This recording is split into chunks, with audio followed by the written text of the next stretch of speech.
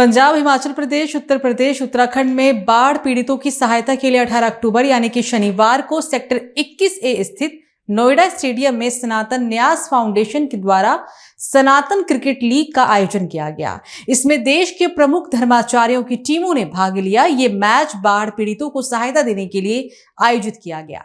इस टीम में बाबा बागेश्वर की बजरंग ब्लास्टर, देवकीनंदन ठाकुर की वृंदावन वॉरियर्स, चिन्मयानंद बापू की राघव राइटर और इंद्रेश उपाध्याय की राधे रॉयल्स की टीमों के बीच मुकाबला हुआ था। नोएडा स्टेडियम में आयोजित इस मैच को देखने के लिए स्टेडियम में हजारों की संख्या में दर्शक उपस्थित हुए।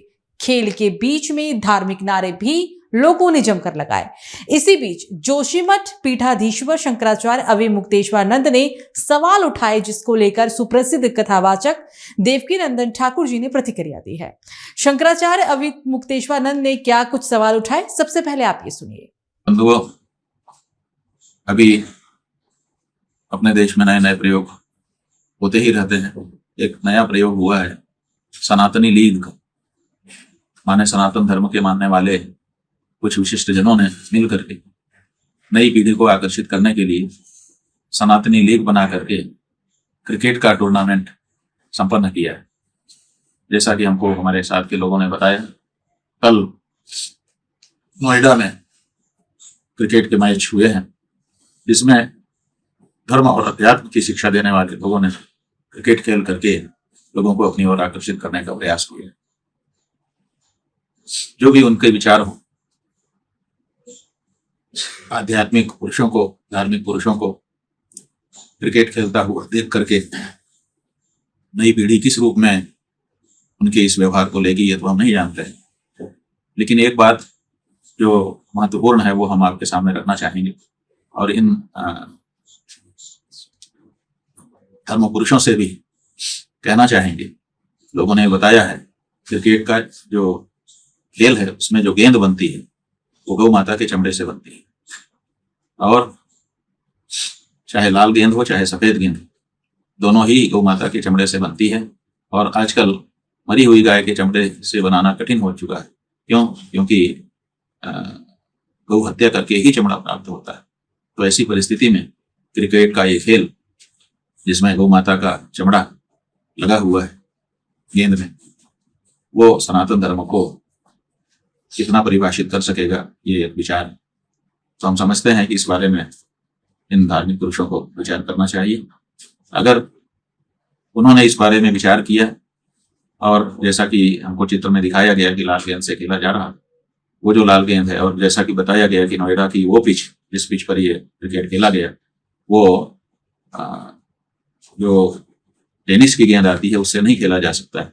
उसके लिए व्यावसायिक जो गेंद का प्रयोग होता है वही होता है। और चित्र में भी दिखाई दे रहा है कि लाल गेंद से ये क्रिकेट खेला जा रहा है, तो वो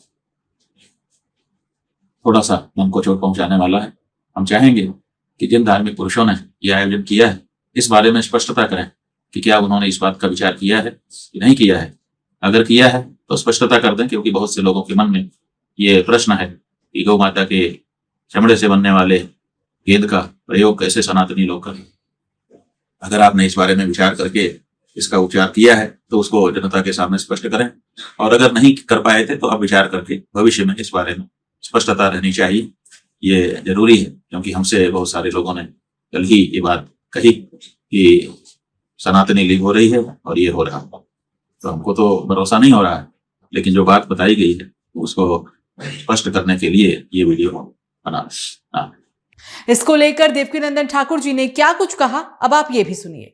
सर्वप्रथम तो पूज्य आचार्य चरण भगवान श्री जगत गुरु शंकराचार्य भगवान के चरणों में अनंत अनंत अनंत अनंत ये दास साष्टांग दंडवत होकर प्रणाम करता है।